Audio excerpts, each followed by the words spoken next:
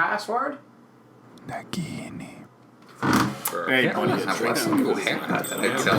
Oh, wait, thank you. Buy the cheap shit again. It tastes like this. Hey, man, you told me. Look at these two fucking ass clowns walking in like they own the I'm place. doing a show here. Goddamn millennials.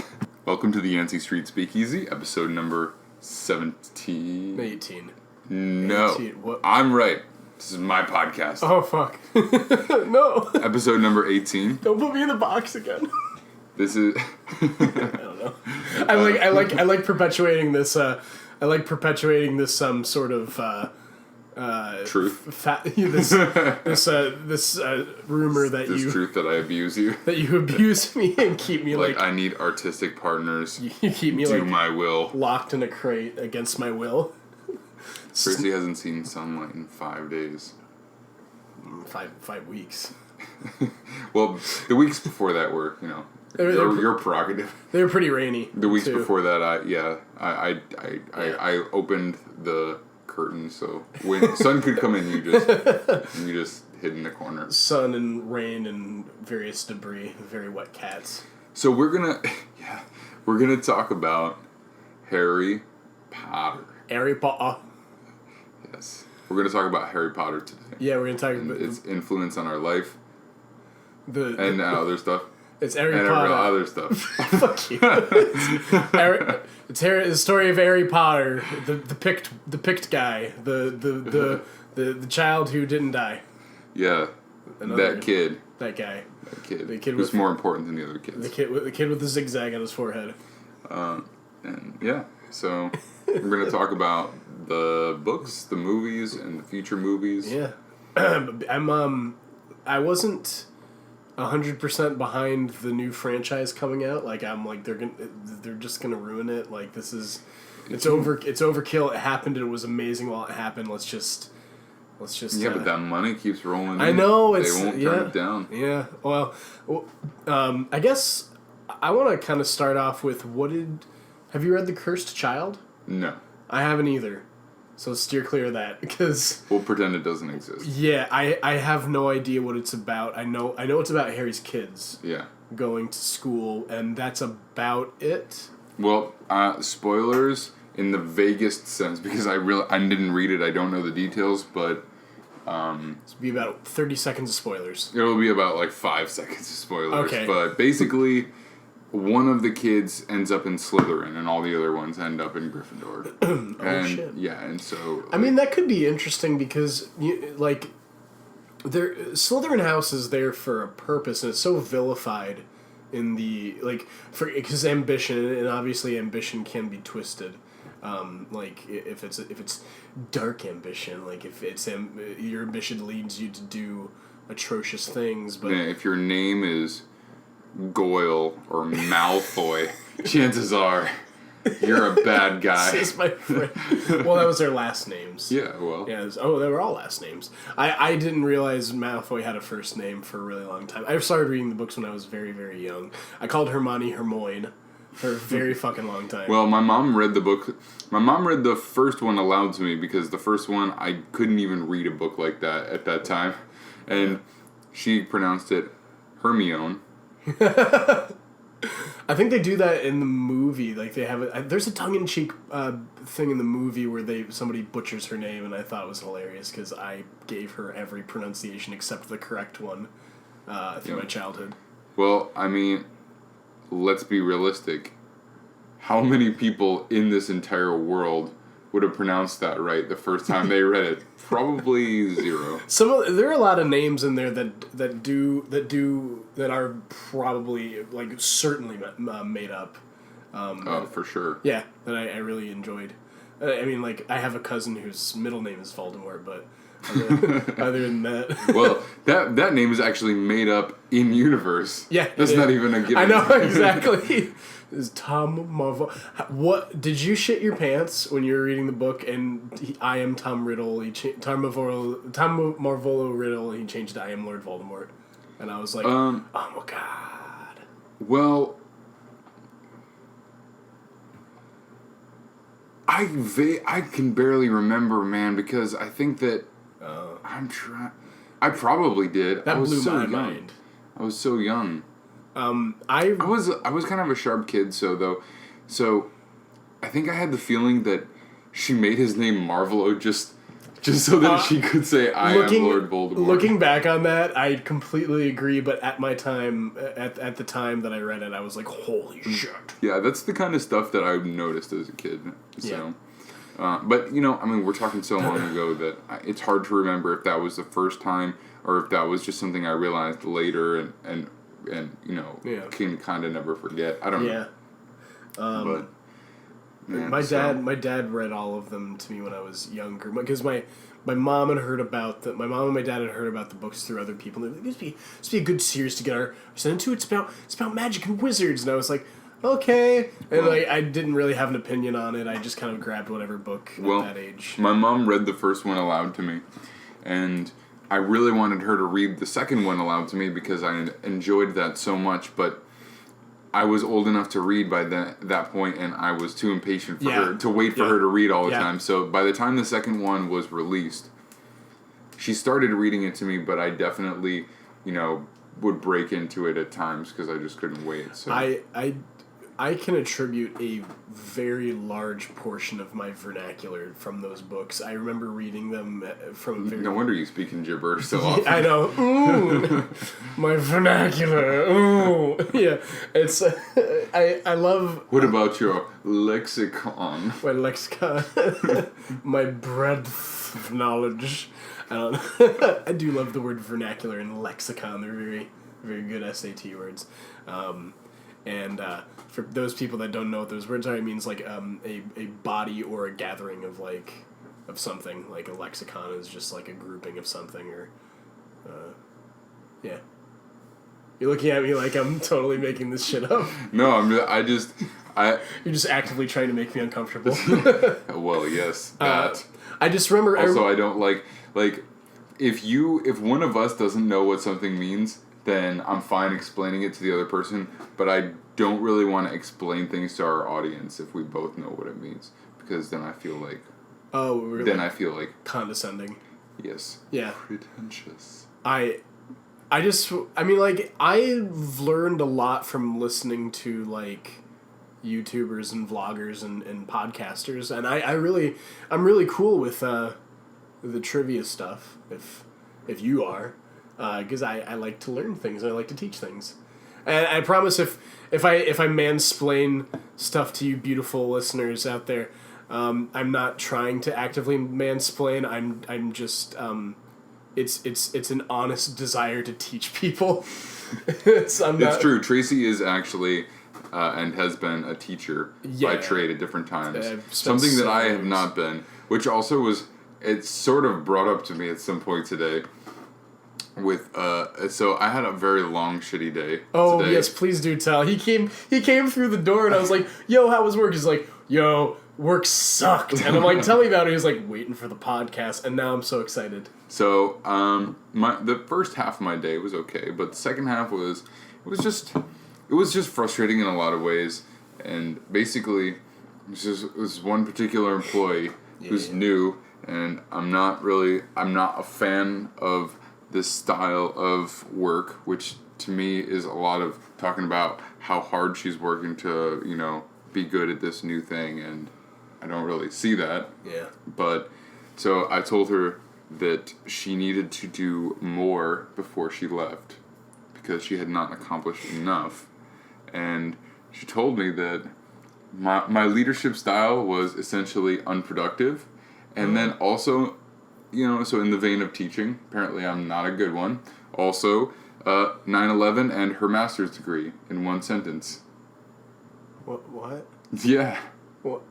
Don't know, man. How did she work that in there? Didn't really make a lot of sense. She just wanted to throw them in to raise sympathy? Apparently, she was letting me know how hard of a worker she is. By explaining it and not actually working. I guess so. Yeah, and then she didn't do any more work, and then she left. So we're about to see how long that lasts. It's a good strategy. I mean, it's... Well, I've seen a lot of people do, aversion tactics. And I honestly, one time, I had this other guy who didn't do something that he was supposed to do and then showed back up and didn't realize he hadn't done it. So when he was told that by someone else, he came to me and was like, "Hey, sorry about that." And I was about to say, you know, it's not a huge deal, but when you don't do stuff, it means that everyone else has to, carry your weight. And I was about to say it, and he grabbed my gold necklace and was like, "Hey, I've never seen that before. That's cool." Like literally, like Yeah, these because super that's pertinent. right. So it's all these little bullshit things. Hey, look, a distraction. Yeah, it's like, hey, I'm gonna quick compliment you real quick so that you forget that you were about to tell me I did something bad. But it's just funny to see these little bullshit, distraction tactics that people learn. Like when I did spend 2 years substitute teaching when I was it would be like if I was subbing and the principal came in and is like, so I was told today that you were swearing in front of the students. You didn't let them out of the classroom for lunch, so they missed that. And also you let them finger paint all over the hallways. And I'm just like, yeah, you got the prettiest eyes I've ever seen.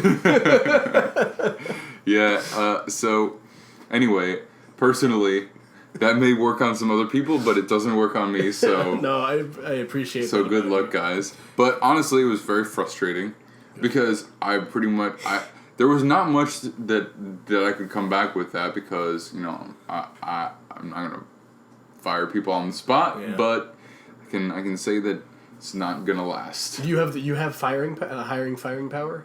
Not exactly. I have strong influence over it. And also, I don't... People have shitty days, and I'm not the kind of person who would be like, that's it, you're out of here. Even though there was definitely part of me that wanted to do that. You need to shape up or ship out. Yeah, pretty much. Yeah. There's more to the dynamic, so to speak, but basically that's very fair. Yeah. So I can say that if I made the decision in a moment that someone had to leave and not come back, yeah, that would be respected. But it would also be kind of pushing the... It would have to be a real serious thing for me to make that call. And plus, again, I don't want to take away someone's livelihood. Yeah, but I'll be honest. Today was a lot of bullshit. Yeah, that's you. That's a lot of pressure on you, from both counts, because you want it to be a productive workplace, but also... Yeah, and I don't... I'm not gonna say that I'm perfect, but I mean, I think that perhaps criticism was more about not being able to take criticism than an actual lack of leadership. But yeah. Being able to take criticism is a very important quality. That's a thing that people don't seem to understand. A lot of people that I know don't know how to take criticism. They don't know how to take it as a learning experience. I'm not saying that I'm perfect either, and that I don't do this too. Sometimes if somebody criticizes me, I'm more likely to overthink the criticism and then collapse in on myself and be like, oh god, I am the worst. But I think it's even... That's about as productive too as somebody criticizes you. They're like, hey, fuck you. And when it's no, we're trying to help you. So yeah, so there was that. I also had to cut off a group of early 20-year-olds after drinking too much, because they're entitled little bastards. Because it's QS, it's the weekend every day. I mean, so I had to cut off a bunch of kids, and they didn't like that. I'm sure they didn't. Entitled Boombastic. Thanks, Siri. That's staying on the podcast. She heard you say entitled bastards. She's looking up results for entitled Boombastics. Yeah, it's the weekend every day. Holy shit. Man, our technology has been really like last episode with me inadvertently Snapchatting about two solid awesome. minutes of the podcast to my buddy in Miami. Phantom Menace is the best episode, yo. Man, it's like the interwebs want us to be famous. Hey folks, like, comment, and subscribe if you think we should be famous, because we certainly do. Okay. I want everybody. I want paparazzos outside my apartment. You mean my apartment? What? Get out of my apartment. That's my new favorite thing, is to tell you to get out of my apartment. So yeah, that was fun, and then there was another good thing that I forgot. We'll ramp into the podcast, and at some point when I remember, I'll just be like, oh yeah. Yeah. Remember that time we were going to talk about Harry Potter, and we'll get back to that now. Harry Potter. Yeah. So, Harry Potter was one of my favorite things for. Still is. The first book came out when I was 5 or 6. Yeah. So I would have been a newborn. I would have been a newborn. Had that bitch in my hands, propping it up on myself while I was getting my diaper changed. Propping it up on yourself, yeah. Possibly suffocating yourself. That's fine. It's fine. The newborns don't need oxygen. Nope. Survival of the I fittest. know this because I'm going to be a father. Survival of the fittest, motherfuckers. You're just gonna, like, hold your son and throw him into the water or something like that? Yeah, I'm going to punt him, actually. Like, if you make it, you deserve to live. Jesus Christ. And you know what? And at that age, they won't remember. It'll just grow up with a... No, it'll just be, like, a really dark, like, feeling. They'll just, like, grow up with a general sense of, like, sadness in their and life. Fear. They don't know where it comes from, but that's the joy. And you can convince them that you can, like, say that they're projecting on something else. It's getting a little too real. Yeah, a little too I'm real, sorry. actually. Yeah, I like to think all the people out there know that I'm kidding about punting my child, and yeah, I feel like we have to have a lot of qualifiers for this when we bullshit. And now you're yeah. I took it to a dark place. That was entirely me, folks. He's going to be a fantastic father. He's not going to shake the baby. He's not going to throw it or punt it. As hilarious as that would be. In a cartoony sense, not in a real life sense. In real life, that would be visceral and horrible. Yeah, I don't even want to think about it. No. Actually. So let's stop thinking about it. Why are you still thinking about it? What if Harry Potter had been... What if they just punted him off Privet Drive? Well, I mean, frankly, I mean, you know, I feel like they pretty much did that kind of stuff. They did it emotionally. Yeah. Yeah, speaking of child abuse. Yes. the Dursleys. Number 4, Privet Drive, Little Whinging, Surrey. And living in that good old Suburban lifestyle. Cupboard under the stairs lifestyle, playing with his little horses, getting locked in there. Yep, I'll be upstairs by myself, being quiet as possible, pretending I don't exist. I liked that in the second book they moved him into an actual bedroom.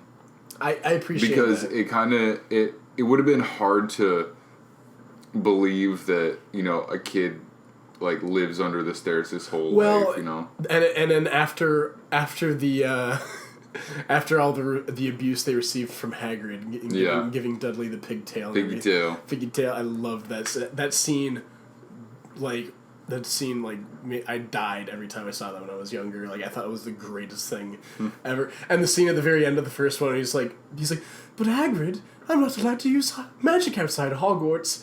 And Hagrid's like, oh, I know that, but your cousin don't do he? And I love that. It's like, yeah, that makes sense that they would give him that new bedroom. So how old were you when you saw the movie? Did you see it in theaters, the first one? It came out in 2001, right? Yes, that's correct. 2001, so I would have been about 7. I went to see it opening night. So did I. Yeah. My mom took me out of school to see that movie. I kid you not. She's never done that with any other movie ever. Good mom. But we went to school, And after like an hour or so, she came and picked us up, and we went to see it. First 5 I went to see opening night every night. I went as Harry Potter for Halloween about. I've never dressed up for a movie ever. 5 years in a row. For Halloween, I was Harry Potter for about 5 years in a row, and I went to pretty much every movie. I have the Dumbledore's Army Wand collection at home. Like I bought that out of like the Noble Collection booklets that they sent back with the DVDs. I fucking adore that. I would before that I would like use my Boy Scout like whittling tools and anything that I bought at Boy Scout camp, and I would like create my own wands in the backyards and like carve little things into them. I was not that into Harry Potter. Well, I guess I win. You do. You're the winner. I am a winner. It was massively influential on me. Like everything, It was very influential on myself as well. But for me, I dressed up. I did a lot of dress up as a kid.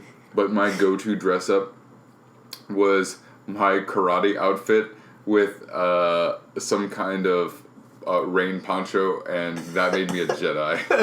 And I had a lightsaber. Oh, dude, I was gonna say it was either Harry Potter or Luke Skywalker. Luke Skywalker. So when I turned 6, I think we had this discussion when we had our first brain dump episode, and we talked for like half an hour about fucking amusement parks. And there's one, Knoebels Grove in Pennsylvania. Yeah. They used to have this big metal. This like stationary metal model train. It was like half the size of like a real train, but it was set up next to the food courts, and I used to climb on that thing all the time. All the kids would use it like a jungle gym. Where I do not recall this. All the parents. I didn't talk about this part. Oh. I just talked about like the roller coasters. Yeah. You talked about Kenobi's Grove. So I played on it when I was about 6. I fell off one of the train cars and smashed my head open against one of the metal couplers, and I was bleeding profusely. I remember sitting up, like putting a hand to my forehead and bringing it back and being like, berries? Did I fall upon some berries? Because I couldn't even fathom that was blood coming out of my face. And then until I stood up and I looked around, and a mom like screamed over in one direction. Not my mom, just a mom. And then my mom saw it, and she started losing her shit. I don't know what happened next. I think I was in shock, and so I just kind of like laid back on the ground and stared at the tree canopy above me. And then eventually I remember being thrown onto the back of some park cart and being driven to a nearby hospital, where I received like 8 to 10 stitches in my forehead. And then my mom was so distraught by the whole thing, she fainted, and she passed out and laid down in the bed. She was put in the bed next to me in the hospital room, and I just remember like by the time that they took the stitches out, I was just like, I have a scar on my forehead like Harry. And that's all I cared about. And I'm like, Dad, does it look cool? Like, that was all I could think about when I was like, I got a scar on my forehead. This is just in the shape of an L. It's straight across. I know, I'm just kidding. It's straight across, just kidding, but it would have been awesome. Oh, if it was Dad, an does L, it look cool? And it's just an L for La France or an L for loser. In the shape of... Oh, was that what you were going for? Yes. I didn't even think. My last name's La France. Yes. I like to be positive. That was my first thought. Fuck you. I ain't the sharpest tool in the shed. I was looking kind of dumb with a finger in my phone. All right. So that was a very early memory, and I was like, I'm Harry Potter. And that's all I could tell the kids at school. I do remember that when I first found out I needed glasses. Oh, yeah. Like, same. Yes, Harry Potter, baby. Same. I'm like, I am Harry Potter, but I was far too fat as a child to be Harry Potter. So, I remembered. Thank you. High five. Yes. Because now I remember the other thing. There's this little old lady who was like, Max, so good to see you. You are looking very thin. Did you lose weight? You lost weight. And as a person who's not, like, very thin, losing weight's not, like, a compliment. I was like, no, I've always been skinny. Not that skinny. You need to eat something. Yeah. Max is a twig. He's a very... I'm a slender person, but I feel pretty healthy. I'm mad at you because you can like eat literally anything and never see. But it's like, I mean, as a thin person, my entire life, people have been commenting on my skinniness. And more often than not, it's not a compliment, as Tracey just offered. It's more like, hey, you're too skinny. Oh. I mean, so it's kind of like, if you're a woman, maybe perhaps it feels different, but as a guy, it's a little bit insulting. It's kind of like if to a woman, if you're like, hey, you're looking kind of fat, and then they're like, no, I've always been, bigger boned. Yeah. Not that fat. You need to lose some weight. Around the same time that I had my head smashed in, I got diagnosed with asthma because I had an asthma attack and nobody knew it was happening. So they put me on a bunch of anabolic steroids, type medicines that contained anabolic steroids. So I ballooned. They just shot him up and they're like, hit the gym, buddy. Yeah, no, not that kind. Well, I was 6, so there was no muscle mass building. It's just from about then to late into high school, I just took those same things, and I was a very thin child, and then I took those and I became a very fat child.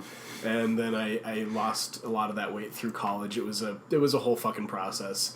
So I was always like, I'm Harry Potter. I remember being one day I was at school. I was about 4th grade. God, if I showed you a picture of me in 4th grade, you would laugh so fucking hard. My mom dressed me. You would too, man. I had a scar. You would too. I still do. I scarred my forehead. I was wearing a sweater vest most of the time. My mom dressed me. I was wearing big round glasses, and I just had the derpiest smile. And I was about.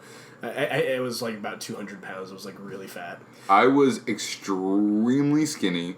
My hair was always sticking out in the weirdest places. I was wearing glasses and I was always wearing oversized hand-me-down things, which looked particularly baggy on someone. Particularly Harry Potter-ish. Yes. I looked like Harry Potter except with blonde hair and not round glasses. Yeah. But otherwise, pretty much yes. My hair was definitely I have light brown hair, but I would always be. I remember very distinctly one day my self-image of myself as Harry Potter and as a normal person kind of got shattered because I was like, I'm Harry Potter, and then one of my friends just turned to me and in the driest manner possible was like, nah, you're too fat to be Harry, and I'm like, oh. World shattered. Oh, it was depressing. Yeah, so. Maybe we should have realized that delving into something so close to our childhood we're about to experience. I'm feeling some feelings now. No, it was a massive part of my formative years. Definitely Hermione and Emma Watson's portrayal of her was a huge part of my sexual awakening. Well, the third one came out when I was about 13. And I thought she was pretty. She's pretty. She grew up a lot. Yeah, from the second one to the third, and I was like, oh. What happened? Because, she was probably a year or two older, so from when she was 12 or 13 in the first one to when she was about 15 in the third one, I was like, something here is different. She has changed, and I didn't know. I couldn't. Yeah, I guess so. That would have made me. I didn't see. My parents were very strict with the PG-13 until you're 13. So I had a little. They let me see Harry Potter because Harry Potter was a special case because they had the Prisoner of Azkaban was the first one that they had upped the rating. So they actually did let me see it a couple of years earlier. So I was probably about 10 or 11 when I did see it. And yeah, that was... I was like, what's happening? Mom, I feel funny! Oh my god. My mom got me a book called... my mom called me a book called... she called me a book, got me a book. I remember one day, there was no call for this. I feel like she just felt like it was appropriate. My mom bought... you go first. She got me a book called What's Going On Down There? I just, I had no idea how to react to this. I never really received the talk from my parents. It was a very strange. My talk from the parents was like very scientific. From my mom, she's like, well, there is something called sperm. She was like, she just laid it out there. I was like, oh, are those like spores in mushrooms? Because I learned about that in you know, I don't know, second grade or whatever. And she's like, well, kinda. Yeah. I think when I asked them about it, I never recall receiving the talk from my parents. But when I brought that up to them, I was like, yeah, you guys never gave me the talk. And they're like, I'm pretty sure we did. I'm like, no, I'm pretty sure I learned all that shit in like 6th grade from my one. This was how sex was presented to me in 6th grade. My friend Ryan said, "You know how sex works? The daddy backs his car into the mommy's garage." I was like, go on. I didn't know what he was like exactly referring to. That was like at that age where I just thought like if mommy and daddy sleep in the same bed together, if they kiss, then they're gonna get pregnant or something. Wow, I knew about sex before that. Oh God. 6th grade, man, you were sheltered. From Let me tell you, dude. It's backwoods, Pennsylvania. I live in a very backwards part of America, and our sex education was. Have you ever seen Mean Girls? It's pretty much like if you have sex, you'll get pregnant and die. Like that was like my sexual education class was a week. Was a week of telling us that contraceptives don't work and abstinence is the only surefire way you won't get pregnant. And then 3 weeks of showing us high-definition color pictures of diseased genitalia. And that was my sexual education. well, we got full-on sex ed in 5th grade. Yeah. Well, not like full on, but like pretty specific. Yeah. And I knew about it before that. Uh-huh. And so I don't know.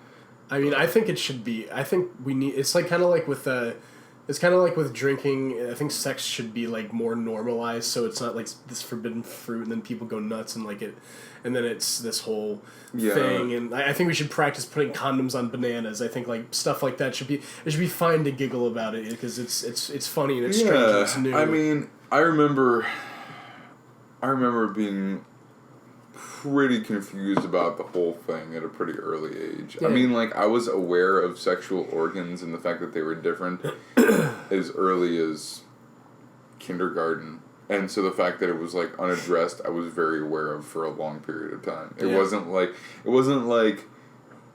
oh, this is a thing. It was like, I'm aware that something's, that this is a thing and no one's talking about it for years before anyone ever brought it up. Yeah. It was even more of a mystery with like what the gay community was all about too. I didn't. Oh my God! I was in probably 1st grade, and this girl who lived like 2 houses down, she was a couple years older, and she kind of was more streetwise, and she wrote in sidewalk chalk, "Max is gay." Very largely in front of my house, and my mom saw it and she was not too happy. When the girl wrote it, I was like, what does that mean? I was probably 5 or 6, and she was like, oh, gay means happy. Oh. Yeah. But obviously she knew that wasn't true. Oh. And my mom found it and she was like, what the heck is this? I was like, it means happy. She was like, I mean, face palm. It does, in an older sense. For me, I knew the term "gay" existed from Christmas carols, like from certain Christmas carols that I'd heard, and for most of my for most of my elementary school experience and like into my early high school experience, I thought "gay" was just meant a bad thing. Because, like, hey, man, stop being so gay. What are you, fucking gay? And I didn't even know it meant, like, homosexual because, like, I had a very vague concept of what a homosexual relationship was. And people just used gay as a way of putting people down. It's like, huh, gay, like, all that stuff. Yeah, but it was the same. As we've said before, even though I'm from Western New York, and Tracey's from rural Western New York, and Tracey's from rural Pennsylvania. Northeastern Pennsylvania. So our worlds were pretty similar. Yeah, I did. I wasn't. It wasn't until my freshman year of high school. Probably wasn't until ninth grade until I actually knew what a gay relationship was, and it wasn't until way later that I knew like how they had sex. My mom, honestly, in a lot of ways. And I appreciate, but in a lot of ways, she really treated us like adults. Like, when I asked her what it meant, and I was young, I was probably 6 or 7, yeah. And she was like, well, it means, that a man likes a man instead of a woman. And I was like, what? Yeah, right. It wasn't so much, like, for me, and the way it was presented to me when I finally figured it out, it wasn't so much of a, like, no, that's not right. I was just more of like you can do that? That's amazing. Like that sort of thing. Like it was just like if I had That's amazing. How can I achieve bring this? it on? Where can I find this or something? No, it was more akin to like learning, like not to compare these two subjects at all, but the reaction I had was akin to learning that it was like, what, dolphins are mammals, like, or something like that. Just like it was just like more fascination. Like, curious, surprise because surprise, fascination. Yeah. Well, I remember that I was pretty young. I was probably I was, like I said, I was a sharp kid. I had a pretty strong suspicion that, like, Santa Claus and the Tooth Fairy weren't real. I remember I was, okay, let's see, by 3rd grade, I knew 100%, no shadow of a doubt. So probably with a year or two before that, so in 2nd grade, I would have been about 7. Yeah. Yeah, I would have been about 7. So probably in the time that I was 7, I knew 100% that things like the Easter Bunny and the Tooth Fairy weren't real. And I remember that, like, more than half of my class were, like, really sure that it was real. And I remember the reason I was so 100% certain is because there was one night when I lost a tooth. Uh-huh. And I was thinking to myself, like, should I put this under my pillow? Like, I'm 7. And instead of, my mom, she was tucking me into bed. And I was like, Mom, can you do me a favor? She was like, what's that? I said, can you tell me, is the Tooth Fairy real? And she was like, well, no, there's some things that we like to tell kids because it sounds nice. So I knew. I just, like, but, like I said, I was sharp in the sense that it didn't shatter my world. Like, I had already pretty much figured it out, and I was like, look, be straight with me. Yeah. Don't play with me. That was cool. And that's exactly how I said it, too. I was like, Mom, can you do me a favor? She was like, what's that? Can you tell me, is the Tooth Fairy real? And she's like, good for you, man. Yeah. So. Way to be. It's very critical thinking. So that's kind of how I thought about stuff at a very, like, you can tell at a very young age. So for me, when I tell you that at, however old I was when the second Harry Potter came out, and Tom Marvolo Riddle, that was the kind of thing I would think to myself, like, yeah, kind of sounds like someone was trying to make it, work out perfectly. So I definitely think more like that now, but I was so down for, like, there being magic in the universe, for there being something, like, amazing, and for there being a reason for me to be special when I was younger. For sure. It's so funny because I experienced things in such a different way. Like, I desperately wanted there to be magic, and I definitely wanted to feel special. Yeah. But I was, like, very sure that I wasn't and that there wasn't. Yeah. I was like, life is what it is, man. And I think a big part of that, honestly, I know this is a little bit personal probably, but, I mean, at this point, it seems like that's where we're going. But yeah, whatever. But for me, my dad left when I was 4 years old, and so that was kind of like, hey, guess what? Here's real world. Yeah. So it wasn't like mommy and a daddy are in love forever, and that family is a mommy and a daddy and a kid. So it was like life was like, hey, here's this is how it is. Takes a big filter off of everything. Yeah, you know, it's like it's kind of like, hey, things aren't always how you want it. And I think that was another reason that, like, I looked around and I saw all these kids that I felt like were kind of living in La La Land, you know, because they had, those kids had no concept of what it was like to live without a father. Because, you know, where I'm from is rural, and I think a lot of relationships ended in divorce, but for the most part, all of those kids, a lot of the divorces were later in life, and for the most part, their parents were still around. Yeah. So for that to just be like a thing, I remember it was very unusual that I just, you know, essentially didn't have a dad for a lot of my...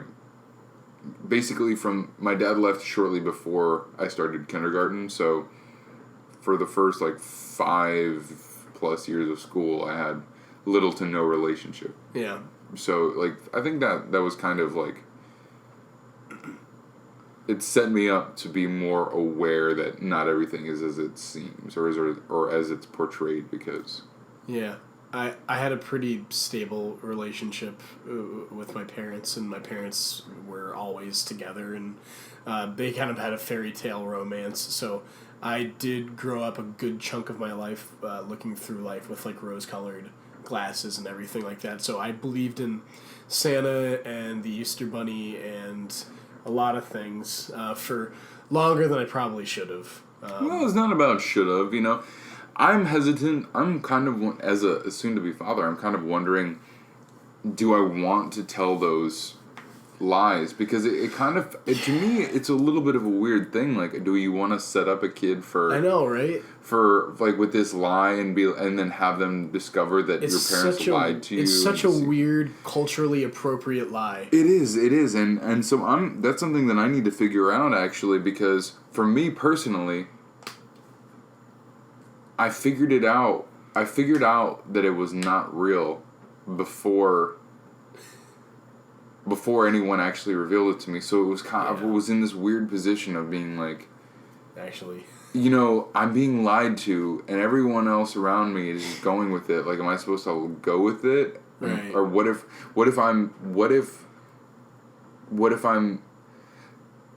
if I miss out on Santa because I don't believe... It was like a really weird time for me, so I'm not sure I really want to do that to my kids. I ended up appreciating my parents a lot more, because then I, like, started thinking more critically about how they pulled all this shit off, and, like, all of the late nights they must have had, all the sleep they had to give up, and all of the preparation and all the money they had to spend when we didn't necessarily have it, and I was like, wow, they did a lot for us, and do you want to know why I believed in Santa until I was like almost 11 or 12, because it actually had to do with video games. It was my parents were super against us watching television and playing video games for a really long time. They wanted us to read, or they wanted us to socialize, which I'm happy for. I love all that stuff now, but it gave me a good basis on how to on my education and my social interactions and everything.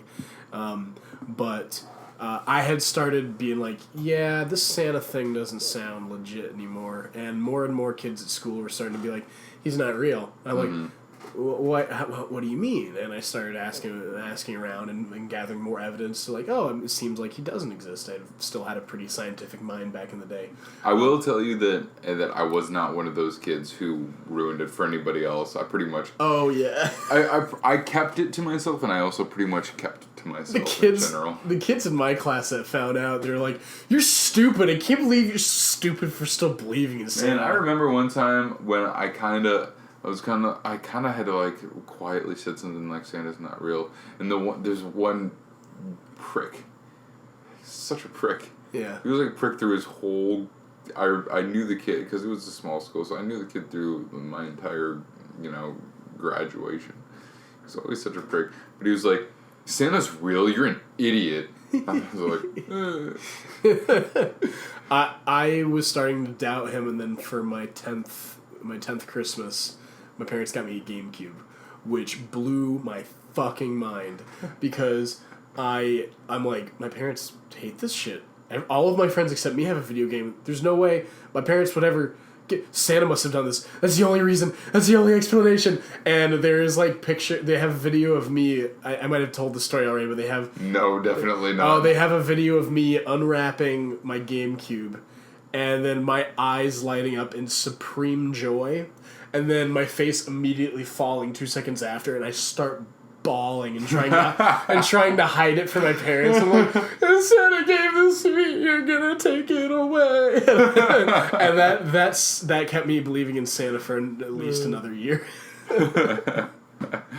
Yeah, no, I mean, I got a Game Boy. Actually, you know what? I just realized something. I think my sister kind of gave it away that Santa wasn't real. Oh, shit. I just realized because, the year the Game Boy Color came out, my sister! My sister! I just remembered. This brought it all back. We're dusting off repressed memories. My sister, it's so funny. My sister is the worst secret keeper in the world, by the way. So, if any of you know my sister, I absolutely adore her. Yeah. But she's not a good secret keeper because my mom took her with her to go shopping for Christmas. And again, this is the kind of thing that, if you have two parents is more easy to avoid. But the thing that she bought me, she said was from Santa. So when my sister told me what it was that my mom got me, and then it said from Santa, I was like, this seems like a... 2 + 2 = 4. Yes. Should we... I'm enjoying this, but should we, move it back to Harry Potter? Are you happy just... No, well, I'm happy rehashing a childhood, for sure. To be honest, Harry Potter is so intertwined with my childhood Yeah. that I cannot analyze it in the same way as, Marvel. Oh, yeah. Because it's just... everything about Harry Potter reminds me of something from childhood, so it's going to be a little bit back and forth, I think. That was my Christmas present every year was definitely always something Harry Potter related. I got the robes that I wore as my Halloween present, or as my Halloween costume. I got Harry Potter related, I got a wand. I got Harry Potter related Christmas ornaments and stuff, like a Gryffindor pennant to put up in my room and stuff like that. My mom loved Harry Potter. Possibly even more than me. Yeah. So it was a really big part of our life. And we got almost every single Harry Potter book after it came out. We would get it on... we'd read it, but then we'd also get the audiobook narrated by Jim Dale. Yes. You knew those too? Oh my god, every year we would go to the Outer Banks, and it was a 12-hour drive, and Sarah and I were the fidgetiest kids. And so they would always we would sit there and be so just chill with the world. It's and also go on. Yeah, and we would just listen to it for the entire ride. But so same, except my mom would also listen to her audiobooks sometimes, which were very adult, and I would be entranced by the story. So I was in. When I say adult, I don't mean 50 Shades of Grey. Yeah, not like that, but thematically. Yes. And at times, at brief times would be, definitely more adult than the average kid my age would be introduced to. So I definitely picked up on a lot of things young, and combine that with the fact that when my mom was working, I spent a lot of time with my grandparents who were, yeah, grandparent age. Yeah. And introduced me to a lot of cultural things from the 30s, 40s, 50s, 60s. So, things from their youth and things that their parents showed them. So, my general way of being was more mature. In a lot of ways, I was more immature than a lot of the kids my age because... Yeah. I didn't understand how to interact with them, so I didn't, interpersonally mature very well, but my awareness of the greater world was definitely far more mature than a lot of the kids that were my peers. Yeah. Yeah, for real. I can imagine that. But yeah, so I loved Harry Potter. I read the first book more than any of the others, probably. Yeah, for sure. I've read through all of them, like actually physically read through all of them probably. Well, the only one that I haven't physically read through more than once is The Deathly Hallows. And I definitely listened to that on the audiobook probably 2 or 3 more times, but actual physical read through, I think it was just the one time. Yeah. All the others, it was at least a few times, and the first 4, too many times to even try and count. Yeah, I had to for the first 3 books. I had to repurchase them because I took them literally everywhere with me, and they all suffered like damage at the hands of like being stains being tossed around, maybe getting caught in the rain once or twice. I did the same thing with my copies of Calvin and Hobbes comic book collections. The thing that I remember very vividly about, actually, the Harry Potter video games might have had more of an impact in my life than the movies, maybe, because I got all. Yeah, the movies didn't have a huge impact on my life. They were largely disappointing. They were some were better than others. I had a great time with the very early ones, and then I became like I developed more of a critical eye for movies, and then I. It was just really the books. The books were where it was at for me, and then I played, but particular the first 2 Harry Potter games. I got them on my GameCube and I got them on the computer, and I played them to death. And so I was allowed to have like a couple computer games because I had a couple educational computer games, but I was so obsessed with Harry Potter that even before I got a console, they let me have Harry Potter and the Sorcerer's Stone for the PC, and our computer wasn't even powerful enough to handle it. So I would play through the game, and it couldn't handle. It would crash periodically. It couldn't handle some of the textures. So Harry's face never showed up the entire game. His face was just like morphed all like fucking weird, and he would have like a bunch of green and gray and multicolored streaks across it, just like just all glitched out. And it was, but I didn't care. I loved that game to death, and I played it so much. Those games are hilarious because they turned Hogwarts into a fucking death trap. Yeah. Like they were trying to squeeze like a platformer in there somewhere, so every time you went to class, the teachers would send you off into these side rooms where they're like, could you retrieve the spell book? And they sent you to a fucking Zelda-esque dungeon where you're like risking life and limb to bring a spell book back, and then you were the only person in class that actually learned it. Yeah, I vaguely remember the games. I played the first 2, I think. Yeah. That's it. They're surprisingly fun. I remember when Harry Potter and the Prisoner of Azkaban came out, by that point, the GameCube... What year did the GameCube come out? 2000, I think. 2000, 2001. Because like one of its launch titles was... I mean, I think Smash Brothers Melee was one of its launch titles, and that came out in 2001. Yeah, it was a launch title. Yeah. Yeah, that sounds about right. So, but it had been established in some of the games that they had made for it were, you know, like doing a little bit better. Yeah. I believe, if I'm not mistaken... Okay, so I think that Harry Potter, the first 2 Harry Potter games were kind of visually not super well put together. They were a lot more. So they're a lot more visually, specifically. Yeah, they're a lot more cartoony. Yeah. Like they were. And I remember that the Prisoner of Azkaban looked quite good, and that's the one that they commercialized a lot. But now, looking back, I'm sure it was horrible. But as a 11-year-old seeing previews on TV, it looked amazing. Well, I just remember watching they had this whole fucking commercial for Harry Potter and the Prisoner of Azkaban for GameCube and PS2, and I would watch it over and over online, and it was like, if Harry Potter goes back to Hogwarts, he will be in mortal danger. And it would just show him and his friends just running around, being attacked by things, casting spells, leaping across bottomless pits, like stuff that never happened in the book. And I was like, oh my god, are they expanding on the universe? What is this? And I remember that. So excited. But see, again, at that time, and I'm sure that part of this has to do with the fact that I'm 4 years older than you. Yeah. When I saw that on TV, I was like, oh god, they're so over dramatizing it. So about it.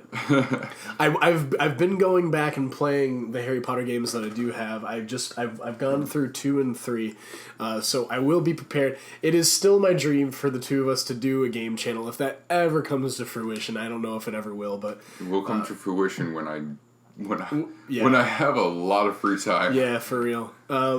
So I would still love to make that happen, and I think one of the first games we play will either be Harry Potter and the Chamber of Secrets or the Prisoner of Azkaban, because Chamber of Secrets is actually like a pretty well paced, very it's actually a decent game.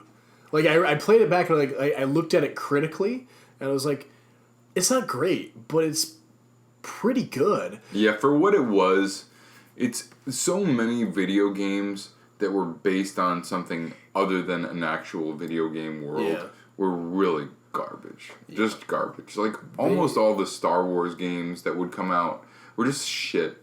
Yeah. You know, and Indiana Jones games that were based on franchises. Oh, it never works out. Yeah. So turning a movie franchise into a game or vice versa almost never works out. There are 100% exceptions to that. They made a Mad Max game recently based off of majorly based off the new Fury Road. It was actually still haven't seen it. It's actually excellent. The movie and the game are both excellent. And the Harry Potter games did translate halfway decent to a couple of games.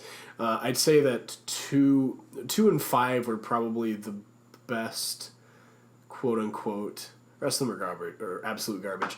I would love for us to play number 4, because Goblet of Fire is actually a 3-player. You get to play as Harry, Ron, and Hermione, but it fucking sucks. It's really bad. And my favorite is though Ron screams beans over and over because, as per all of the early Harry Potter games, Bertie Bott's every flavored beans are used as currency in that world, and they're like cigarettes in prison. Yeah, for real.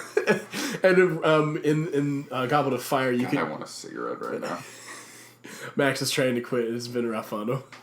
I'm giving him lots of moral support and hugs. And it's been a few weeks. Hugs and kisses. Keep his mind off it. But they use Accio in the Goblet of Fire to acquire the beans if they're near you. And then Ron will always scream, beans! When he starts collecting them, and that always killed me.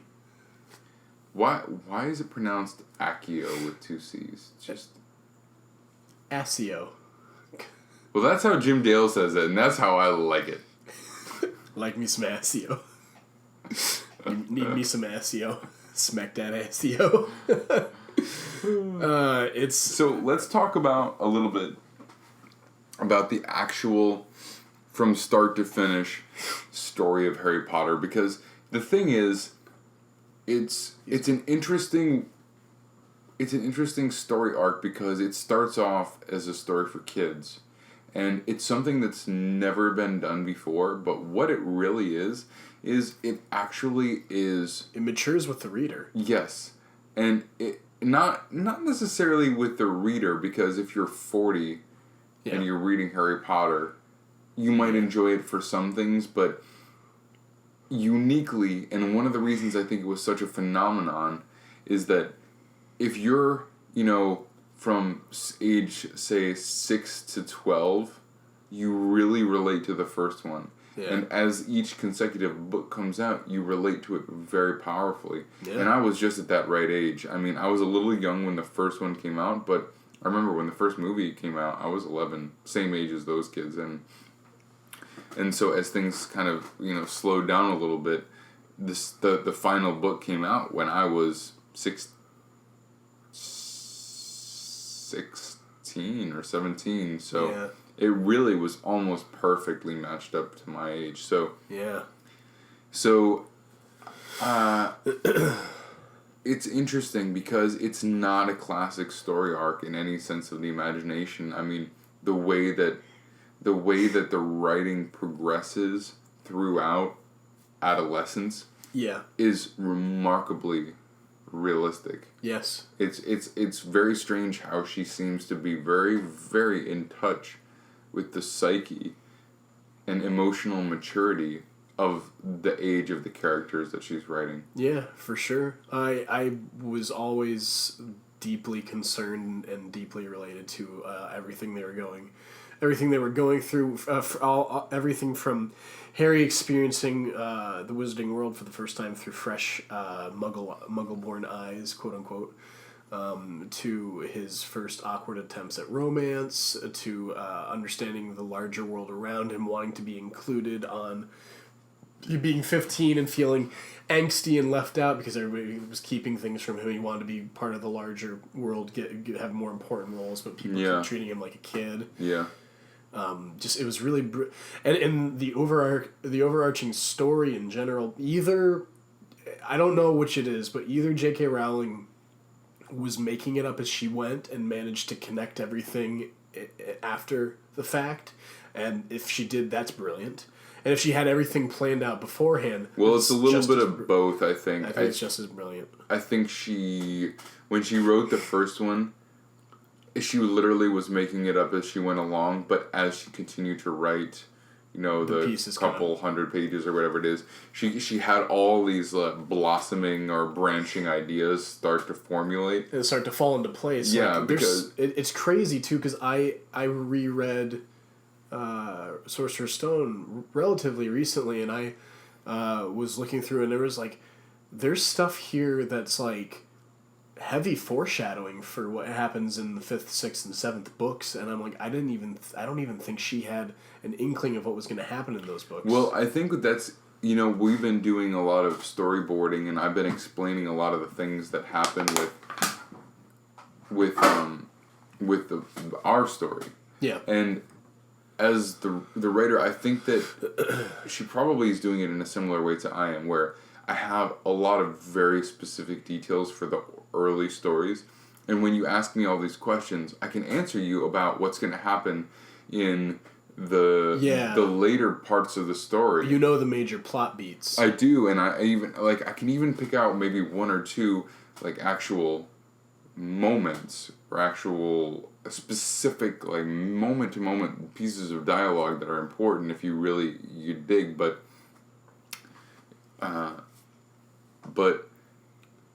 I know where the whole story is going to go thematically.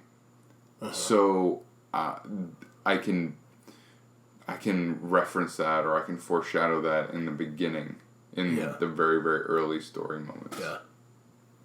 So I'm not saying, just to be clear, I'm not trying to say I'm as good at it as J.K. Rowling. I'm not saying that. I'm not. I'm just saying he's pretty fucking good. But I am saying that my guess is that it's probably pretty similar, where when she was writing the first ones, she may have not known all the specifics, but she had an idea thematically of where she wanted to go with the main villains and the main characters. I think in the end it wrapped up pretty beautifully. Surprisingly, because after so long and so much hype, it's hard to meet expectations. It really is. I was how is this gonna end? How can she ever make this end in a proper... And Deathly Hallows just tied almost everything up in a beautiful knot. Well, fortunately, she managed to make it not too predictable, not too cliched, and she also managed to make it not just confusing and nonsensical in an attempt to evade expectations. Yeah, she's in an attempt to... She's averted the expectations while still making it make sense in universe. Yes, exactly. You never got the... I was very concerned because, again, when the last one came out, what year was that? 2012? No, I'm sorry, 2006, 2007? The last one? The last one. You were 16, you said? So I would have been 12, so I would have been just going into... So it was 2000... The last one I want to say came out when I was 16 or 17. Let's look it up. I'd say 2007, 2008. No, man, no, that's not right. I didn't turn 16 or 17 till 2016 or 2017. You're a decade off. I'm sorry, I'm tired. Harry Potter. 2007. The Deathly Hallows. Yeah, Harry Potter and the Deathly Hallows was published in 2007. Oh, wait, I'm a decade off. It's 2018 right now. Yes. I'm tired. Jesus. Yeah, I was gonna say, I'm sorry. If you were then, I remember, like, No, okay, so I had I'm just sorry, started, I'm sorry. I had just started 7th grade. 2007. I think I was just ending 6th grade, and my parents got it for me as a graduation present into high school. Wait, well, okay, so... Alright, first of all, I apologize. I was 13. First of all, I apologize to everybody. 2017, I turned 17 that year. Yeah. So, if it came out early in the year, I was 16. If it came out in the fall, I was 17 by then. Right. So that means that I was definitely old enough and experienced enough in storytelling to be worried that such a beloved story might not wrap up in a satisfying way. I was too. So at that age, I was so in love with the series, and I was so aware of these things that I really set myself up with like a lot of low expectations to not be super disappointed. Yeah. And I remember being pleasantly surprised that I didn't feel like anything was forced, right? I didn't feel like almost all the things were forced. I didn't feel like, I felt like it was satisfying. I felt like it was surprising. My dad went out the night it was released. The nearest Barnes & Noble was about an hour and a half from where I lived. Oh, wow. So he went out and got it and brought it back at like 3 a.m. for me. And I opened my door my bedroom door after waking up on I think it was a weekend, and just seeing it there and screaming like, holy shit. And I read it all in one day. All in one day, that's impressive. All in one day. I didn't I do had too anything much. else. But again, when you're 17, yeah. You have more going on. Yeah. Yeah, I didn't have much going on. But that's how it is when you're 13, or how old did you say you were? Yeah, I was 13. Yeah. When you're 13 and when you're 17, your world is very different. Like, for instance, when you're 27 and you're 24, as we are right now, there are differences in our lives, but it's not like this. Well, I mean, I am married with a kid. I always say that, but I mean, in relatability, I think that the world is pretty similar. But from when you're 13 to when you're 17, yeah, I mean, that's 4 whole Harry Potter books difference right there. But what do you think was the weakest book in the franchise?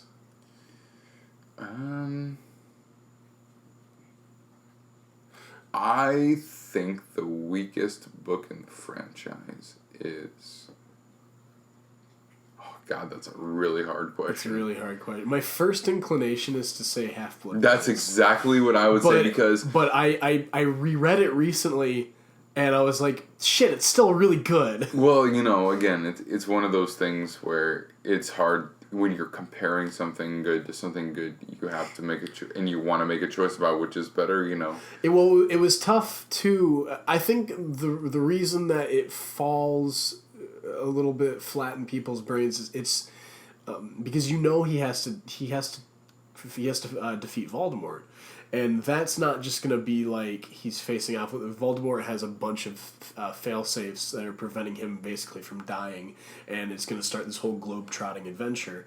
And it's transitioning from the formula that everybody's used to of them just being kids at school. Right, well, I guess that basically what you're saying and the way I feel about it is that essentially the maturity and the intensity of the things that he's dealing with hit a point where you as a reader are like, well, he shouldn't be going to class anymore because the world is kind of more important than that. I know. And I think that that's something that a 16-year-old who's in their final year of high school, or second to last year of high school, kind of relate to. Yeah. Because you're like, okay, I recognize a ton of things about this world, yeah. and I just realized that my class structure is the same as when I was 12 and 13. Yeah. And I am not that anymore. You're still, it's the book, the character, and the reader struggling with the status quo change. I think that's a big thing, and I could have been maybe pulled off better, but you're reading about these really intense things like Horcruxes, and you have this deep mystery that you're trying to unravel, and then you go to class, and you know what I mean. I think that's the main issue with the pacing of the storytelling, because in the last one they don't even go back. They're like real world time. Yeah, it's and real. you feel like you go back for the Battle of Hogwarts. Yeah, but that doesn't count. You know what I mean? They're not students. It's not about literally being there. It's about what they're doing. Yeah, they're not students anymore. And I think that was important because by the time that happens, you've been needing that for a while. Yeah. And in the sixth one, you go through a whole bunch of reveals a little bit too slowly. The pacing of the book kind of calls for... It's a weird one. Yeah. Well, and it's like, I think, and then the one that I always see that the sixth book also introduces an element that could poke a million bajillion holes into the plot, and it's Felix Felicis. It's the luck. Yeah, right. It's a luck potion. Like, if that had existed, I mean, why is everybody not always drinking the luck potion? Right, yeah. I mean, even if it's expensive, hell, like, you know... So, just a real quick jump to the video games. They actually made Felix Felicis a gameplay element. So it's very weird, and it's the stupidest thing I've ever seen in a game franchise. Is Deathly Hallows turned into a third person shooter. Like it's literally just a cover shooter. Every game, every aspect of the game is either a stealth section in your cloak, and the cloak has like a bar for like how much it can be used, which is totally unrealistic to the movie and the books. But the rest of it's just like hide behind cover, and it's 50 million missions of rescuing Muggleborns. I think that's one of the issues with where the books kind of successfully transitioned from magic being a very like... Got something else? I'm feeling like making myself a little something. I guess I'll have something else. I don't know what you're getting into. I don't know. Well, I'll talk about this stuff while Tracey conjures some alcohol. Oh, you have peach schnapps. I do. I can do some fun stuff with these. I don't... Okay. I'm a little scared. Well, I was just going to do... Do you have orange? We have orange. Yeah, I was going to do ginger ale, orange juice, peach schnapps, and a splash of this. Alright. You want one of those? Yeah, sure. Why not? Sounds good. So... What I was going to say is that I think one of the things that the books did pretty successfully... that the movies struggled with a little bit more. Pacing. Well, pacing, yes, because you're taking a year of school and condensing it into 2 hours. Yeah, 4, 5, and 6 definitely obviously struggled with that because they were massively long books. Yeah, and I remember just kind of looking back and feeling like a year blew by. In the moment it might have felt long, but in the scheme of the repetitiveness of class and how fast the years went by. Yeah. I mean, I can look back to my high school years and tell you all this minutia of what happened in any given year. Whereas when I was in 6th grade or whatever, every day was pretty darn similar. The only days I really remember were, special, very specific days, like, right, a holiday, or there's 100 days of class left, or 100 days have been passed. But anyway, what I was specifically going to say, and this was about what you were saying about the first-person shooter aspect, is that the book did a pretty successful job of transitioning from this idea where magic is kind of ethereal and that wizards practice it while kids practice little spells, is transitioning to this idea that wizards are casting spells, and spells don't just happen. You have to aim them. You have to make them work. You have to get good at them. And you can improve on them, especially in combat. Like, I did like the aspect in the 6th year where Snape was teaching him how to silently cast spells. Yeah, and I feel like the books did a really tremendous job of transitioning from this sort of feeling where a spell is thank you. Yeah. Just something you cast and it might work and it might not, to something where it's visceral. Yeah. And the movies really struggled at that. There's a lot of beams and flashes. Yeah, I agree. They got to the point where they would just whip their wand and shit would happen. It's almost like shooting a gun, whereas magic is so much more. It's more than that. It's concentration. It's skill. It's ability to grasp, and it's ability to grasp like what the spell will do. I just remember from it was like once Harry started classes, in the first book he says something. He's like, Harry soon learned that his classes were more complex than just waving his wand and saying a couple of funny words. And I'm like, yeah, they make the process of learning potions and spells and transfiguration and charms. I love with Professor Binns, the ghost in the history of magic class, and I would always put them to sleep. And they had other classes like divination with Trelawney. They had arithmetic, and they had Muggles. Arithmancy. Oh, my bad. Arithmancy and Muggle studies. Yeah. I love that they have a Muggle studies class. That gave me so much joy. But I feel like the books really did such a nice job of making you feel like this is a school for this thing that is magic, and not like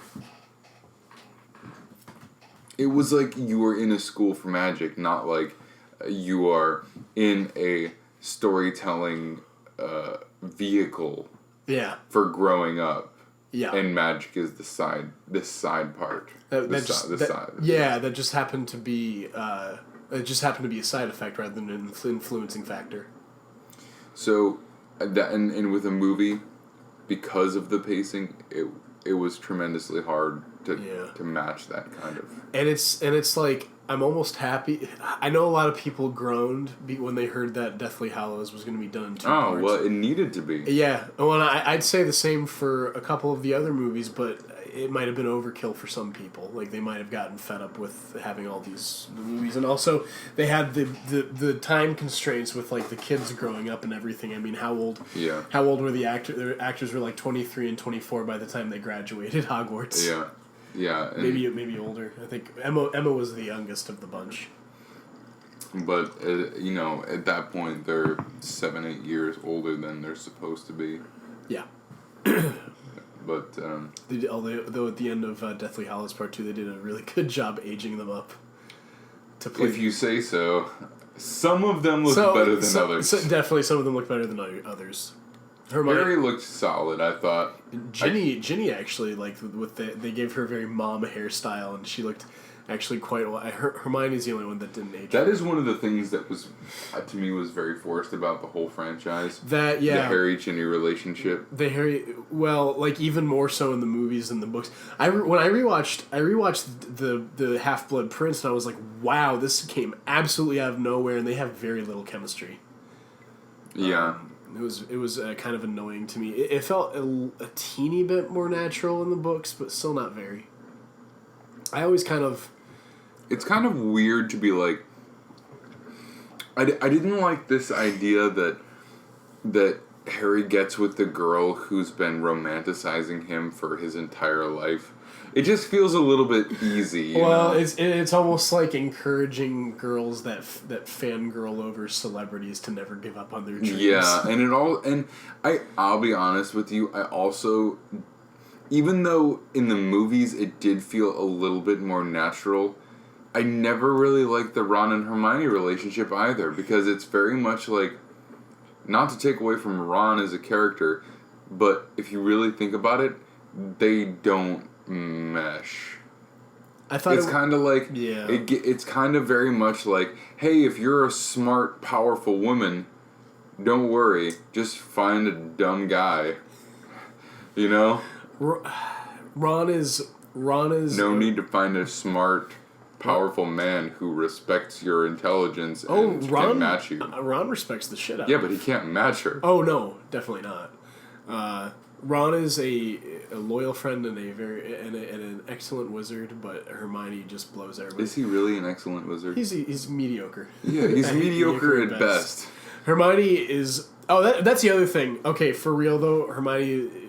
The whole franchise should be about Hermione. Like she should be the title character. She's the fucking MVP of every single book. Of every single book. She saves their asses every single book. And it really irritated me. They'll occasionally have her give Harry like a pep talk. She's like, "You really are a great wizard, Harry." And I'm like, he's okay. You're vastly... Yeah, he's kind of lucky and... He's vastly superior. Yeah, exactly. Yeah. Well, at least Harry like has like the wherewithal to like acknowledge that. I love that. I do love that scene. That's the thing in the books that they do well, is where he's very humble. Yeah, he's pretty humble. Because friendship is the real magic. Yeah, well, as he gets older, he definitely is aware of the fact and references. He just happens to have a weird connection to the Dark Lord, which makes him particularly unique into taking him down. And you know, it's more than that. He has a strength to him where in many of the cases, and I thought this was really well done in the books, where yes, and they really talk about it, is that yes, a lot of the things that happen in his moments of trial are luck, but a lot of the things that happen are due to the fact that he never gives up. He never gives up in any of those moments. Yeah. And he always tries to do the right thing. And I thought that there was a nice balance of like, yes, you know, good things will happen if you believe they will, but also you can't just wait for that. You have to, you know, never stop trying. No, he definitely is he perseveres throughout it all. He never gives up and never lets his friends give up. He never gives up on them and all that good stuff. I still don't know what to feel about in the Deathly Hallows, the whole story arc with Ron leaving and then coming back, because that was his one. I granted he had the locket on him, which definitely made him moodier, but that was his his biggest redeeming quality, is because he is the most steadfast, loyal friend ever. Except for in the second one, in Chamber of Secrets, he's like. Oh wait, no. He stays friends in the Goblet of Fire. Oh yeah. He's like, Harry, you want to be famous? I don't like you anymore. He's got a lot to deal with. Harry's got dead parents and like the weight of society on him, and Ron never seems to understand that. And but like Ron is Ron's like beans.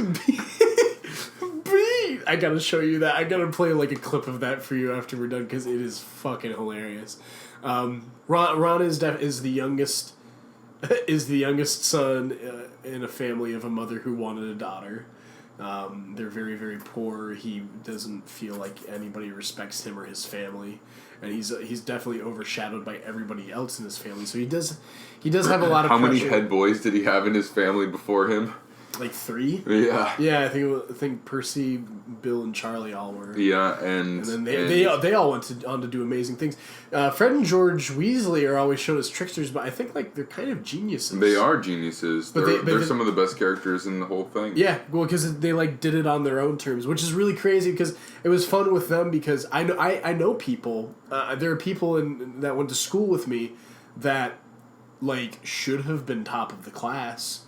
They're definitely smarter than me and like a bunch of other people that ended up like in the top 10, but they just weren't interested in school, and I feel like that's very much Fred and George. Like, you know, as Rick Sanchez once said, school isn't necessarily a place for smart people all the time, and they really showed it. They created like this whole joke story, and the magic that they used to, like, the way that they describe magic, they do create rules for how difficult the different schools of magic are. And when you look at some of the things that Fred and George create, you're like, wow. And they do such a good job of letting you know that if you're looking for that kind of detail.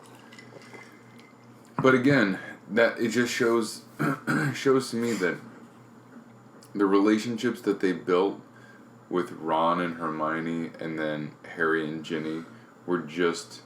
they were kind of almost lazy. It's like they got soap operatic. It's like, you know, if you look at a real life relationship, the person who you end up with for all time, it's probably not the person you knew when you were 11. I mean, for some people, maybe, but the chances are that you're going to meet that person when you're more grown up and you're growing into the person you're going to be. And, yeah, again, it's probably not who you're going to meet when you're 16 or 17, but it's definitely more likely that person than when you're 11. Yeah. And if you wanted to show an accurate portrayal of growing up, then you would probably show that character meeting these interesting new people who challenge you. Yeah. So I felt like that was a little bit lazy, but other than that, I mean, there's not much to complain about. Yeah, I agree. I know that Rowling said that she had planned on Harry and Hermione being together, but which made so much more sense. I agree.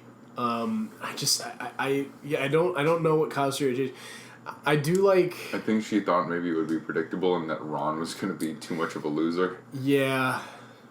Yeah. But the way she wrote it made so much more sense. It so much felt more right. Yeah. They definitely had a closer kinship, but Harry had pretty much sister zoned her. They had like sibling zoned each other, so yeah, well, you know how those things can change. Yeah. I did think it was funny with like the Harry with drinking this cocktail way too fast.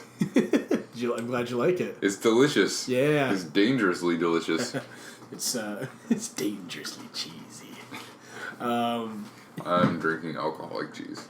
Yes, that's a cocktail I made. I just mixed 4-cheese Mexican blend and a bunch of. He made fondue. And just poured rum in it. And just poured rum and peach schnapps in it. That sounds good. I'm drinking it. And that would plug me up for a fucking month. Yeah. I did always, with the Grand Hall and just the idea of food just appearing in front of me like that, I always like had fantasies about just sitting at a table. Just, like, I know, me too, man. Food appearing out of nowhere. And eating as much as you could possibly want. I would not like the ghosts floating through walls randomly. I am terrified. I don't believe in ghosts, but I'm terrified of the concept of ghosts, and They don't bother me. No, I would flip the shit out if like something just like floated through the wall. I would die. Well, I would develop agita because like I wouldn't know what to do with myself.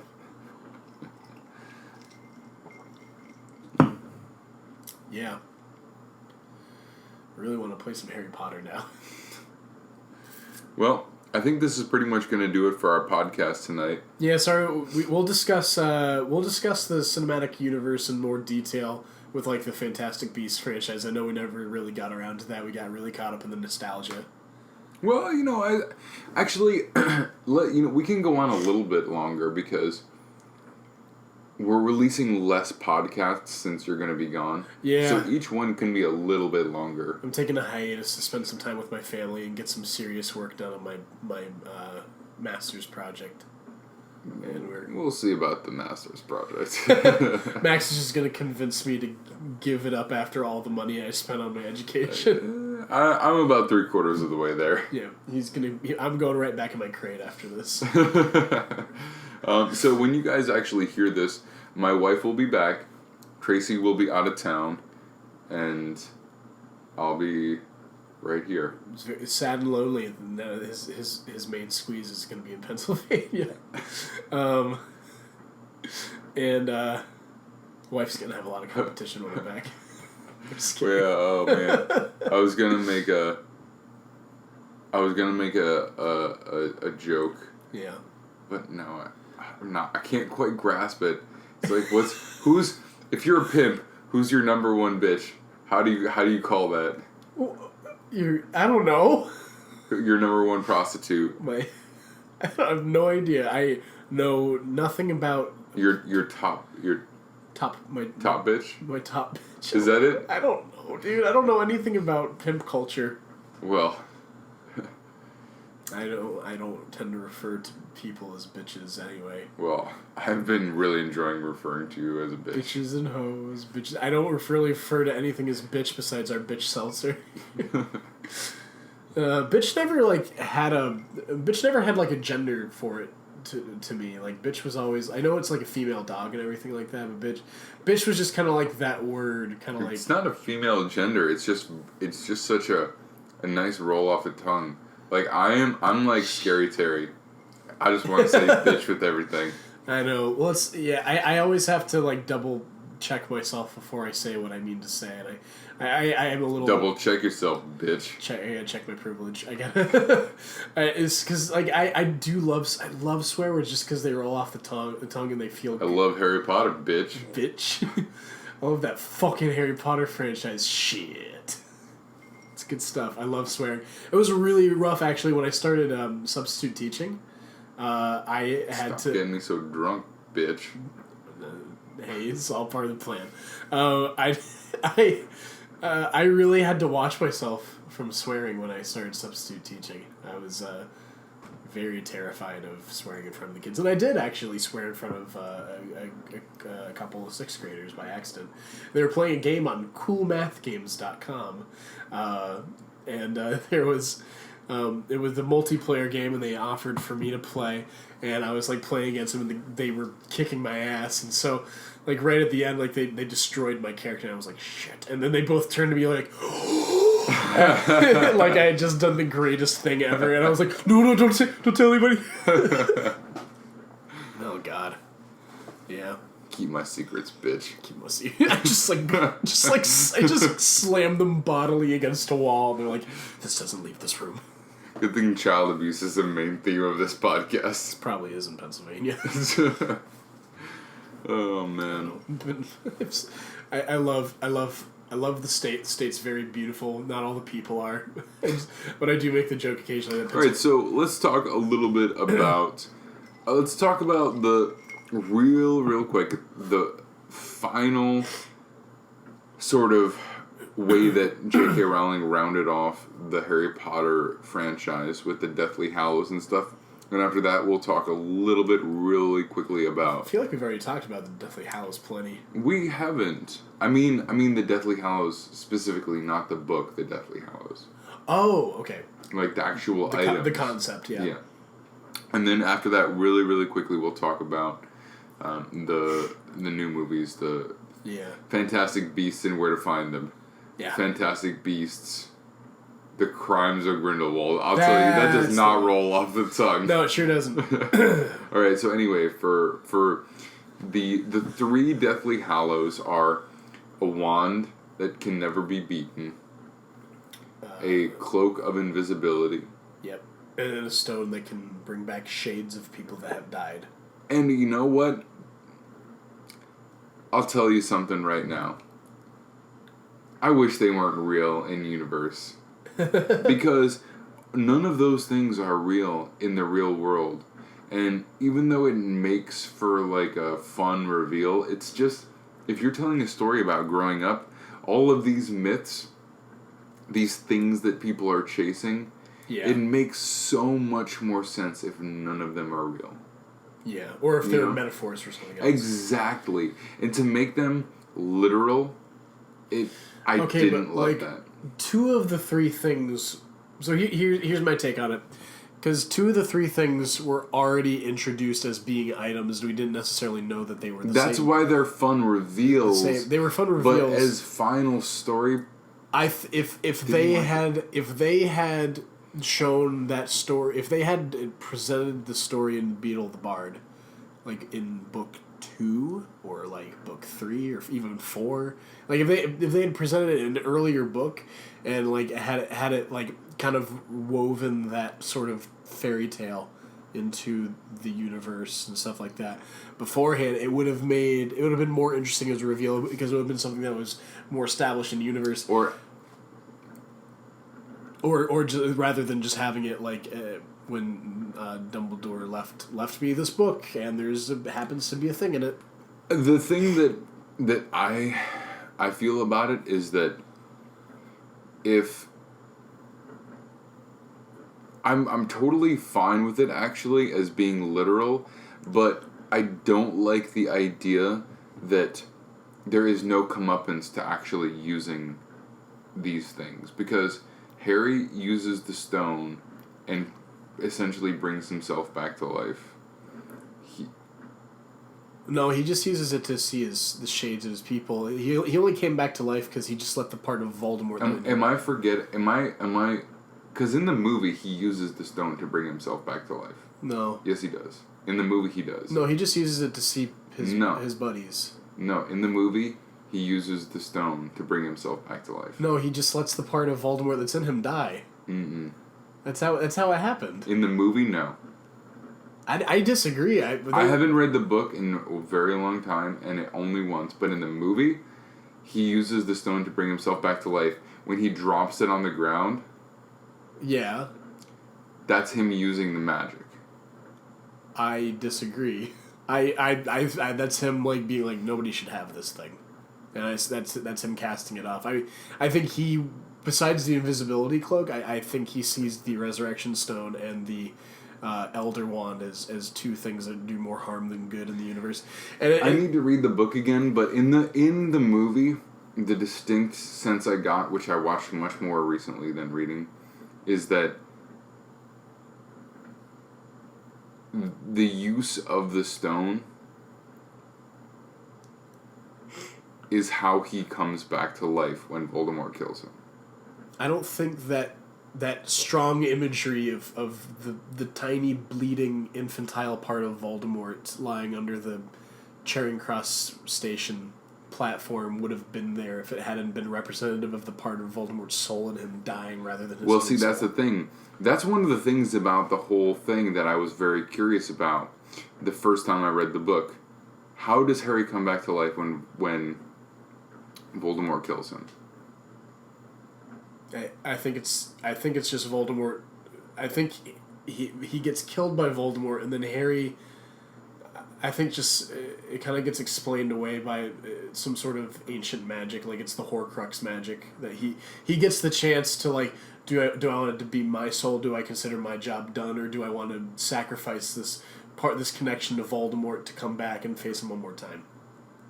See, okay, I think we're both gonna have to read the end and also watch the movie one more time, because I'm pretty confident that the way that it all works is that he uses the stone's magic to bring himself back to life, knowing that he's going to die, and then when he dies, he uses that opportunity to sever himself from the last remaining part of Lord Voldemort. Because why else would Harry come back to life after being murdered by Lord Voldemort? That's something that really bothered me the first time I read the book, and I didn't even think about this. Why wouldn't what I'm talking about now. Well, why wouldn't it have brought back all those people rather than just their shades? When he uses it to talk to his parents and all that stuff. He uses it to bring himself back. Well, he turns it to talk to his family one more Yes, time. but he's wise enough to know that you can't bring other people back. But in this particular situation, he uses it to bring himself back. Yeah, well, he has the opportunity. I think that when he uses the stone and then he dies, he has the choice to make, where he can bring himself back, or be selfish and bring these other people back that he knows aren't going to be real people.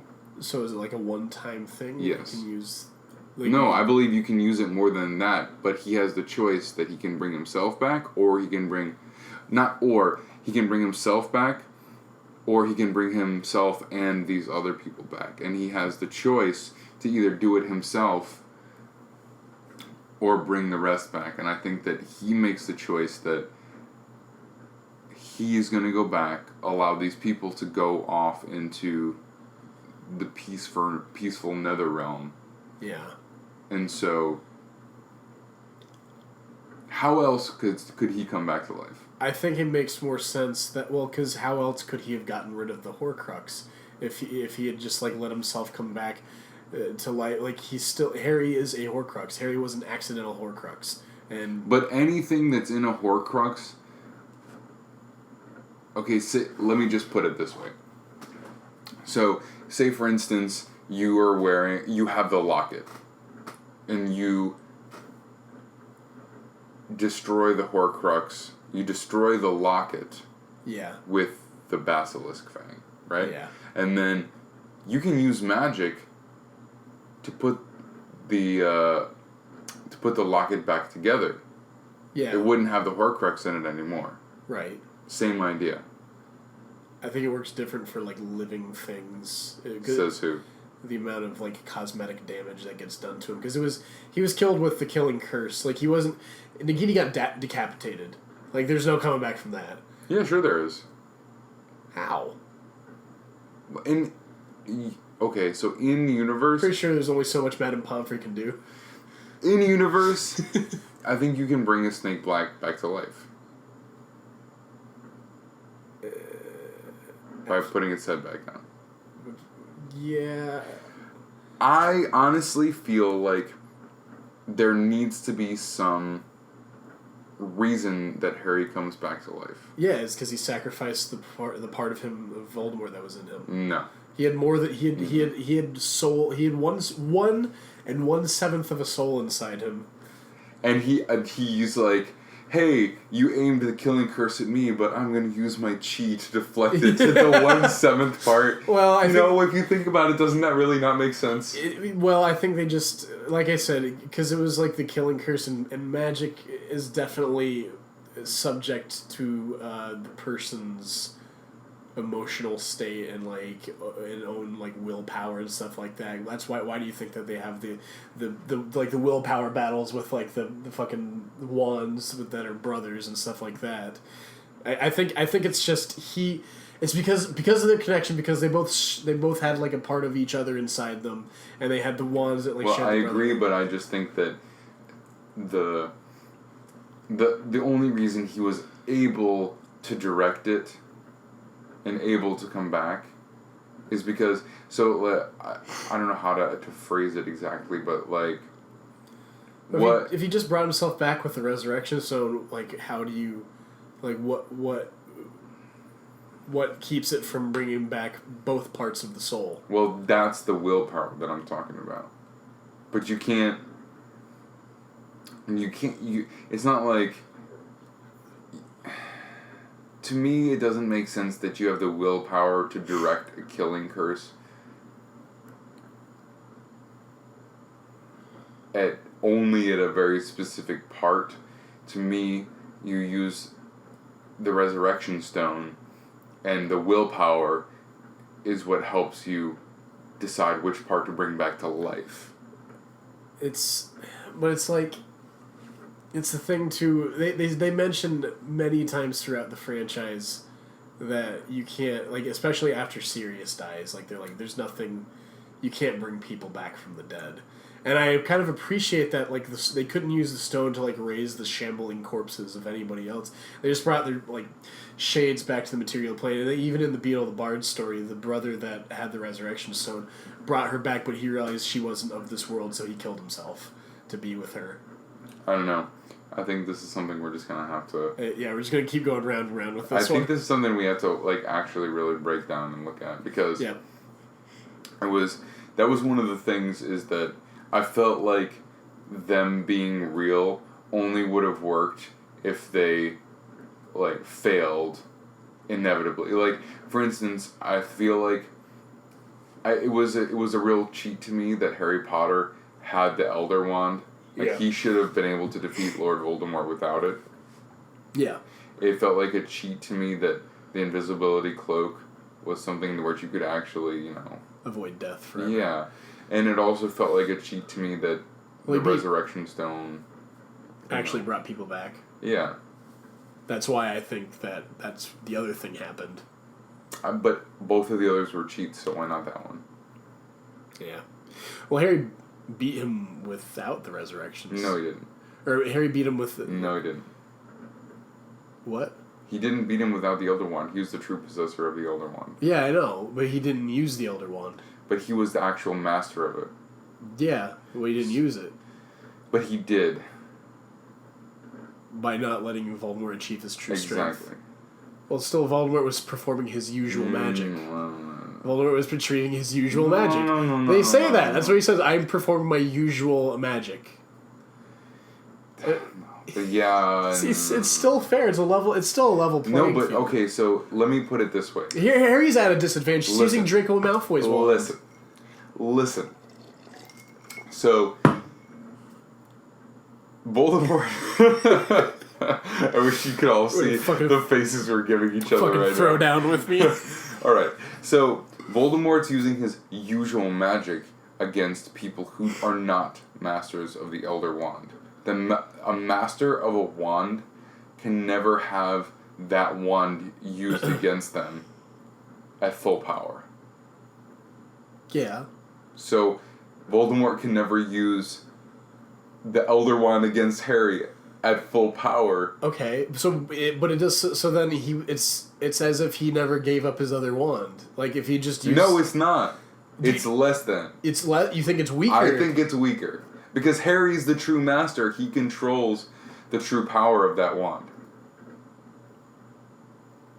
Yeah, I don't think it like. I don't think it's still held back. Okay, so just say for instance, I had a gun, and it refused to fire on me. Yeah. But if somebody else used it, they could shoot anybody in the world with it, but they couldn't shoot me. So if you had this gun and you aimed it at me, and it wouldn't fire... Are we talking just in the books or just in the movies? I'm talking in the books. In both, I guess, but specifically I'm gonna say like Harry got the shit kicked out of him in both. Like during the course. I know. Of the fight. I know. Like I mean, it's specific. Like you could still hit me in the face with a gun and break my nose, but you couldn't shoot me with it. You see what I'm saying? Yeah, but I don't see much evidence of that. Like I don't know. I'm unsatisfied. I'm unsatisfied with the Deathly Hallows. I just feel like Voldemort, like just because of who the true owner was, Voldemort switching his old wand out for the Elder Wand made zero difference and was a completely level playing field. And Harry beat him with his own skill. They just had the willpower duel at the end again. Didn't like it. And then I love how in the movie people have been making fun of that in the movies that like Voldemort turns into like dust and so it's like, oh well, good on you, Thanos, or something like that, because that's how he ended it in the end. Well, you know, he just disappears. It was all fun as a first time reveal, but to me it wasn't true to the nature of magic. I did. I know the Elder Wand was kind of the MacGuffin and everything, but I did adore that she made it so even just disarming. You didn't have to kill, because like killing is not the answer. You didn't have to kill somebody to master the Elder Wand, and so that I did like, actually. Yeah, I thought that was great. Honestly, so yeah, I thought that was brilliant. But I liked that idea. If you're gonna commit if you're going to commit to the idea that you have these cheat items out there, then I thought that was a good rules. Reveal. There are at least rules to exactly. cheat items. But I didn't like the fact that the cheat items could actually cheat. I really was hoping that they were going to be this idea that weren't real. Okay. Like, I feel like that would have been so much more true to this world that she built. Right. Yeah, I agree.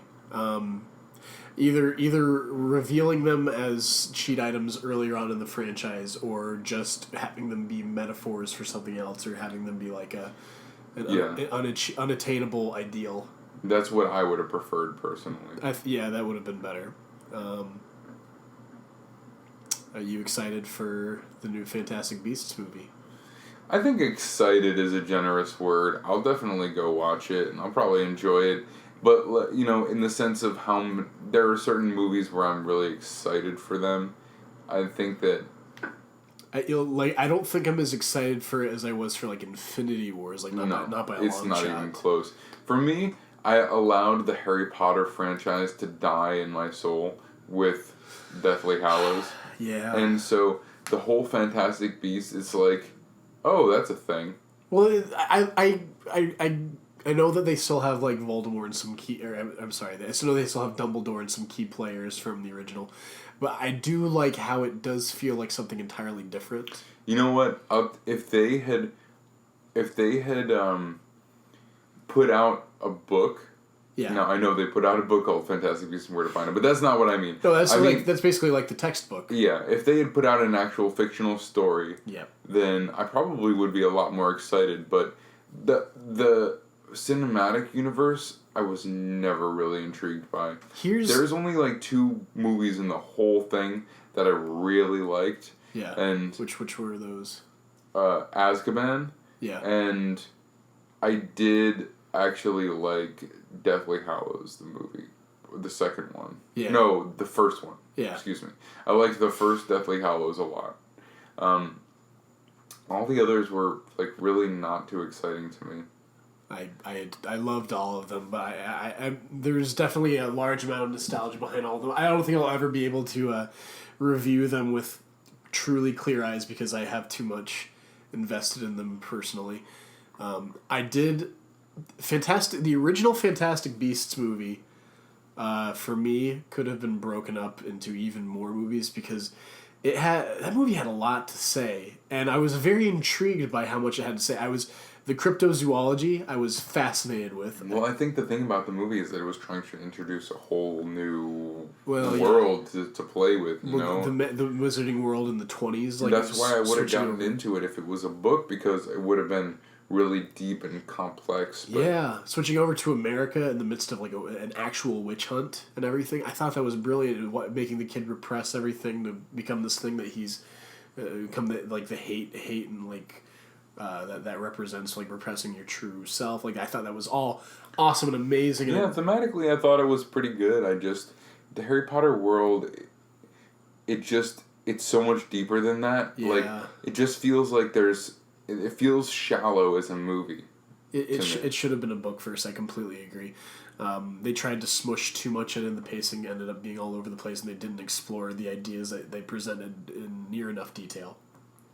Yeah, I mean, that's why I'm saying, like, I didn't even watch the first Fantastic Beasts for, I don't know, probably like 2 years after it came out. I don't know what year it came out, but I didn't watch it till it came out on HBO.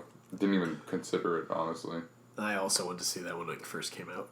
I mean, you know. I will say that, like, I wasn't, like, looking forward to Fantastic Beasts as much. But then, like, when the week leading up to it, I got way hyped for it. I mean, now that you and I are doing this podcast and we're getting really into movies and stuff, we'll probably go see it the first week. For sure. But, you know, in terms of my excitement level, if we weren't doing this, I probably would not. I would probably wait till a home release, honestly. Yeah. Just in terms of my overall excitement. Now, my enjoyment of talking about all these things with you much higher, so I'll definitely... For sure. All right, we've got to wrap up this podcast. This has ended up being one of our longer ones. Yeah. Thanks for sticking with us. If you did, I want to plug ourselves super fast. Yeah, go for it. The Instagram, Viva La Franc, is Viva La France with a 3 at the end instead of an E. That's where I'm going to be posting all of my artwork. It's going to be Marvel related. It's going to be DC related. It's going to be anything related. Just whatever I feel like drawing, and also artwork relating to the personal creative projects that the two of us are working on. Our comic book universe that that he's created and I'm illustrating. I would say that we are creating it. I would say very much so, because many of the characters have taken, even, you know, some of them have taken some like personality turns, but definitely visually, a lot of them have taken some turns It's definitely our universe. Like the story is something I've been working on, and the characters as ideas I've developed a long time. But there's no doubt that Tracey's influenced them a lot. So I would call it definitely ours. But I worked for about.